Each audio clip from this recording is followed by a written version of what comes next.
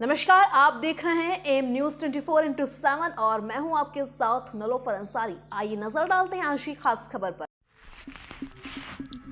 रामराज्य सामाजिक न्याय तिरंगा का आयोजन। पूर्व मंत्री सतीश पाल ने निकाली तिरंगा यात्रा। ओडिया से बोर्डिंग ग्राउंड तक समर्थकों के साथ पहुंचे पूर्व मंत्री। जनसभा में सपा पर साधा निशाना। सांसद ने विवाद का ऑडियो वायरल होने पर कहा, उनसे पूछिए जिसने कॉल कर यात्रा न निकालने के लिए धमकी दी, उससे पूछिए। जनसभा के दौरान पूर्व मंत्री ने लोकसभा चुनाव के लिए ठोका दावा।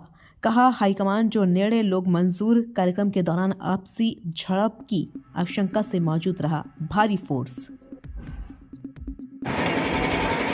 खेत में, खलिहान में हमें कहीं गद्दा तो मिलता नहीं और ना दरी मिलती है।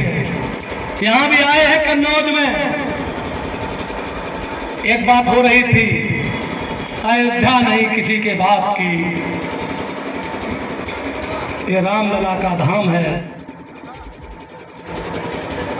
अयोध्या किसी के बाप की नहीं है, ऐसा गाना था।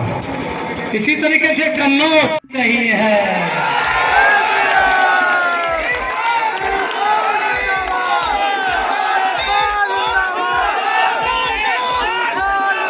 ये कन्नौज, एक सेकंड सुन लो। ये कन्नौज किसी के बाप की नहीं है। ये कन्नौज बाबा गौरी शंकर जी का धाम है। अब ऐसा ना हो कि काम लगाने वाले लगाते कि सतीश पाल जी के पिताजी का नाम भी गौरी शंकर था, स्वर्गीय गौरी शंकर था, तो उन्होंने अपने बाप की कह दी कन्नौज। नहीं, यहाँ से हम जाएंगे गौरी शंकर, बाबा गौरी शंकर जी के दर्शन करने। जब सन 2000 में मुझे यहाँ टिकट मिला था भाजपा से और नामांकन करने के लिए मैं आया था, तब भी मैं बाबा गौरी शंकर जी के दर्शन करने गया था, दुर्गा जी के दर्शन करने गया था, अन्नपूर्णा जी के दर्शन करने गया था। और जब नामांकन वापस कराया गया मेरा भाजपा की तरफ से, नरेश अग्रवाल के यादव करने से कि मैं सीट मुझे दो, नहीं तो मैं भाजपा की सरकार गिरा दूंगा, तब मुझे नामांकन वापस कराया गया था एक साजिश के तहत। वो बात नहीं करूंगा, लेकिन वो तपस्या, भगवान राम तो 14 साल वनवास में रहे, सतीश पाल 24 साल का वनवास काट के आए। 24 साल का वनवास काट करके आए हैं, लेकिन धन्य है बाबा गौरी शंकर। क्या भोलेनाथ हैं, क्या अन्नपूर्णा जी हैं, साक्षात हैं। आज जब मैं दर्शन कर रहा था अंदर त्रिपुर सुंदरी जी के, तो जैसे ही आरती की वैसे ऊपर से फूल गिरा। पंडित जी बोले तो आशीर्वाद दे दिया इसको। इसीलिए मैं कहता हूं कि अयोध्या नहीं थी किसी बात की, ये रामलला के धाम की। इसलिए कन्नौज नहीं है किसी के बाप की, ये कन्नौज नगरी है बाबा गौरी शंकर धाम की। बाबा गौरी शंकर धाम की। दोस्तों, आप सब लोग हजारों की संख्या में आए हो,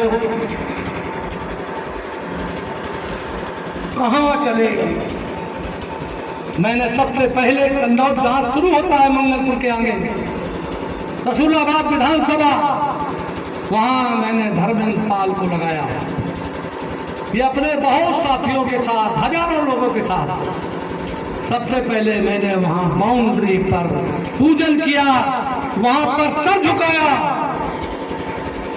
और बाबा गौरी शंकर को याद किया, अपने पिता को याद किया, स्वर्गीय गौरी शंकर जी को याद किया। और पूजन करने के बाद अपनी जन्मस्थली बड़ा गांव गया, जहां मैं पैदा हुआ, वहां दर्शन किए, पूजन किए भोले बाबा के, सबका आशीर्वाद लिया और तब तक निरंतर चला आ रहा हूं। और यहाँ समापन का जैसा योजना थी, आप सब हो, मैं जानता हूं कि हमारे वहां से गाड़ियां लगवाए रहे, पीछे गाड़ियां लगाए रहे लोग कि कितनी भीड़ है, कितने लोग हैं।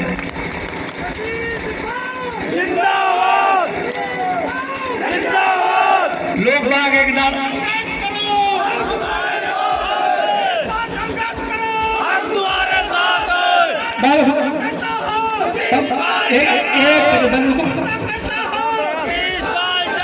एक सेकंड सुनो, बस थोड़ी एक नारा लग रहा था रास्ता में कि सतीश पाल नहीं अकेला है, उसके साथ झमेला है।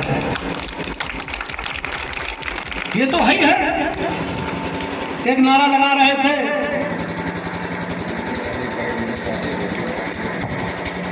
किसी भारी मीडिया ने बाइट लेना चाहते हैं, आपकी होर्डिंग फाड़ी गई। अरे भाई, जिसकी होर्डिंग ना फाड़ी जाए तो उसके प्यार करने वाले कहाँ? बड़ा अच्छा किया उन्होंने, फाड़ दी होर्डिंग, कोई दिक्कत नहीं हमको। मीडिया वाले यही बाइट मेरी ले ले। मैं उनको कहता हूँ कि तुम ये तो फाड़ सकते हो होर्डिंग, जो हम लोगों के दिल में बैठे हैं, तुम किसी का दिल नहीं फाड़ सकते हो। सतीश पाल लोगों के दिल में बैठे हैं, ये हमारे मीडिया वाले मेरी बाइट समझे। और दोस्तों, राजनीति करना देश का प्रधानमंत्री है मोदी। जिस स्टेशन के चबूतरे से चाय बेचते हुए, जिनके पिताजी चाय बेचते थे, प्लेटफार्म से और पार्लियामेंट तक का सफर किया है, और पार्लियामेंट प्रधानमंत्री तक का सफर किया है, और 2 बार के बाद तीसरी बार भी है, नंबर है। और इसी कन्नौज में आए थे 2019 में। आज आप अपने समर्थकों के साथ कन्नौज पहुंचे तिरंगा यात्रा लेकर, क्या उद्देश्य है? उद्देश्य ये है कि जो अच्छे लोग हैं, ये समाज की दुर्दशा बुरे लोगों के कारण नहीं है, अच्छे लोगों की निष्क्रियता के कारण है। इसलिए सब अच्छे लोगों को इकट्ठा करके मैं पूरी तरीके से यहाँ आया हूँ, और आप देख रहे हैं कितना उत्साह है, कितने लोग आए हैं। इसलिए मैं आया हूँ कि जो चुनाव है 2024 का ये जो पूरा है, जिसको आम चुनाव कहते हैं, उसमें हमें जब 2000 में टिकट मिला था, और वो मुलायम सिंह जी ने नरेश अग्रवाल के साथ साजिश करके लोग ये कहा कि सरकार गिरा देंगे उत्तर प्रदेश की, तो ये सीट उनके खाते में चली गई थी। आप सब कन्नौज के हो, और उस समय एक महिला थी प्रतिमा चतुर्वेदी, वो लड़ी थी, उन्हें मात्र 25,000 वोट मिले थे। सर, यहाँ से सांसद सुब्रत पाठक भी दावेदारी कर रहे हैं, और इस समय मौजूदा सांसद भी हैं। ऐसे में आप अपनी दावेदारी कहाँ पर देखते हैं, कितनी मजबूत देखते हैं? जब वो तो दावेदारी कहाँ कर रहे हैं, वो तो सांसद है इस समय। ये तो हाईकमान को फैसला करना है। भाई, वहाँ पर मुख्यमंत्री थे शिवराज सिंह, थे मौके पर, और सारी बातें होती थी। इसके बाद जब बने तो मोहन यादव बन गए। ये तो हाईकमान को फैसला करना है, इस बारे में क्या बात करनी है? दावेदारी कहाँ, वो तो सांसद इस समय हैं।